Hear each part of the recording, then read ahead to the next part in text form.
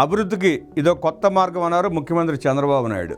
ఆంధ్రప్రదేశ్లోని తిరుపతి, పాకాల, కాట్పాడి మధ్య 104 కిలోమీటర్ల మేర డంబ్లింగ్ పనులకు కేంద్ర కేబినెట్ ఆమోదం తెలపడం పట్ల రాష్ట్ర ముఖ్యమంత్రి చంద్రబాబు హర్షం వ్యక్తం చేశారు. డంబ్లింగ్ పనులు చేపట్టేందుకు 1332 కోట్లు కేటాయించినందుకు ప్రధాని నరేంద్ర మోదీ, కేంద్ర మంత్రి అశ్విని వైష్ణవ్కు రాష్ట్ర ప్రజల తరపున చంద్రబాబు కృతజ్ఞతలు తెలిపారు. ఈ మేరకు ఆయన ఎక్స్ వేదికగా స్పందించారు. డంబ్లింగ్ పనులకు ఆమోదం తెలిపి 1332 కోట్లు కేటాయించినందుకు కృతజ్ఞతలు. ఈ ప్రాజెక్టు తిరుపతి, శ్రీకాళహస్తి, చంద్రగిరి కోటను అనుసంధానం చేసేందుకు ఎంతో ఉపయోగకరంగా ఉంటుంది.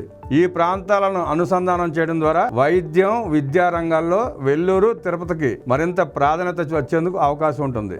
వ్యవసాయ ఆర్థిక వ్యవస్థను మెరుగుపరుస్తుంది. ఏపీలోని సిమెంట్, స్టీల్, ఎలక్ట్రానిక్స్ పరిశ్రమల పురోగతిని మరింత వేగవంతం చేస్తుంది. ఈ ప్రాజెక్టు పూర్తయితే చిత్తూరు, తిరుపతి జిల్లాల్లో లైన్ కనెక్టివిటీలో నూతన శకానికి నాంది పలికినట్లు అవుతుందని చంద్రబాబు ఎక్స్ లో పేర్కొన్నారు.